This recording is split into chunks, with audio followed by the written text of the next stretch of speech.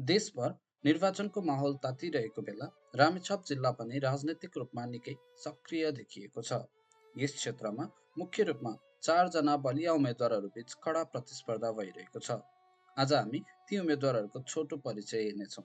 तर अहिलेको उम्मेद्वारहरूको चर्चा गर्नु अघि अघिल्लो निर्वाचनतर्फ फर्केर हेर्दा रामेछाप जिल्लामा कुन राजनीतिक दलका उम्मेद्वारले कति मत प्राप्त गरेका थिए र समानुपातिक तर्फ कुन दलले कति समर्थन पाएको थियो भन्ने बुझ्न जरुरी हुन्छ। त्यही पृष्ठभूमिले अहिलेको चुनावी प्रतिस्पर्धालाई अझ स्पष्ट बनाउँछ। प्रत्यक्षतर्फको नतिजालाई हेर्दाखेरि नेपाली काङ्ग्रेस र नेकपा माओवादी केन्द्रका साझा उम्मेद्वार पूर्णबहादुर तामाङ कान्छारामले ४७,०९९ मत प्राप्त गरी विजेता बनेका थिए।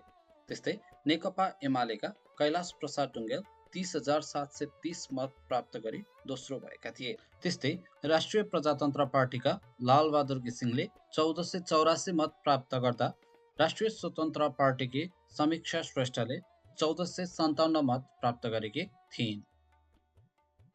अब समानुपातिक तर्फको मत परिणामलाई निहाल्दाखेरि नेकपा एमाले 28,150 मत प्राप्त गरी पहिलो पार्टी बन्न सफल भएको थियो।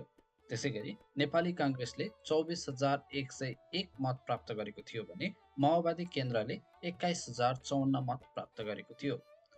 राष्ट्रिय स्वतन्त्र पार्टीले 4,623 मत तथा राष्ट्रिय प्रजातन्त्र पार्टीले 2,701 मत प्राप्त गरेका थिए।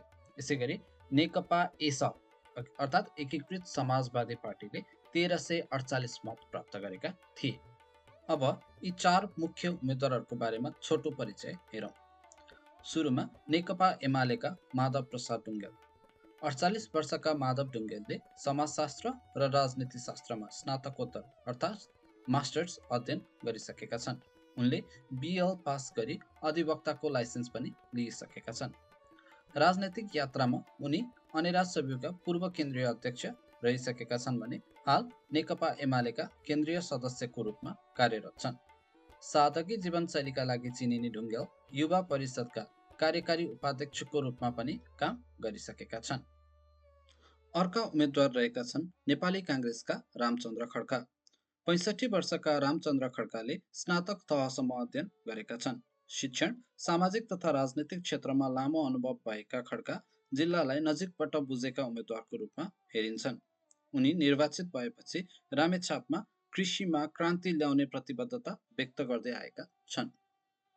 अर्का उम्मेद्वार रहेका छन् नेकपाका श्याम कुमार श्रेष्ठ। 54 वर्षीय श्याम कुमार श्रेष्ठ एमए उत्तीर्ण अनुभवी नेता हुन्। उनी पूर्व राज्य मन्त्री समेत रहिसकेका छन्। उनको राजनीतिक उदय माओवादी द्वन्द्वकालदेखि नै भएको हो। विक्रम सम्वत 2048 सालदेखि निरन्तर राजनैतिक तथा सामाजिक क्षेत्रमा सक्रिय श्रेष्ठ पार्टीको केन्द्रीय समितिमा 13 वर्ष विभिन्न जिम्मेवारीमा रहिसकेका छन्। अनुभवको हिसाबले बलियो मानिए तापनि जिल्लामा अपेक्षा अनुसार काम नगरेको आरोप उनलाई लाग्ने गरेको छ। अर्का शक्तिशाली उम्मेद्वार हुन् राष्ट्रिय स्वतन्त्र पार्टीका डाक्टर कृष्णहरि बुढाथोकी। 44 वर्षका बुढाथोकीले त्रिभुवन युनिभर्सिटीबाट अर्थशास्त्रमा विद्यावारिधि अर्थात् पिएचडी उपाधि हासिल गरिसकेका छन्। उनले अन्य विभिन्न 6वटा विषयमा स्नातकोत्तर तहसम्म अध्ययन गरेका छन्। उनको नेपालको आर्थिक विकासमा राजनैतिक नेतृत्वको प्रभाव जस्ता रिसर्चहरू पब्लिस भएका छन्। शिक्षा, अनुसन्धान, वित्तीय क्षेत्र तथा सामाजिक भूमिकामा सक्रिय बुढाथोकी नयाँ सोचका प्रतिनिधिका उम्मेद्वारको रूपमा हेरिन्छन्। यी हुन् रामेछापका मुख्य 4 उम्मेद्वारहरू। अब निर्णय तपाईँ मतदाताको हातमा छ। कसलाई दिनुहुन्छ तपाईँको अमूल्य मत?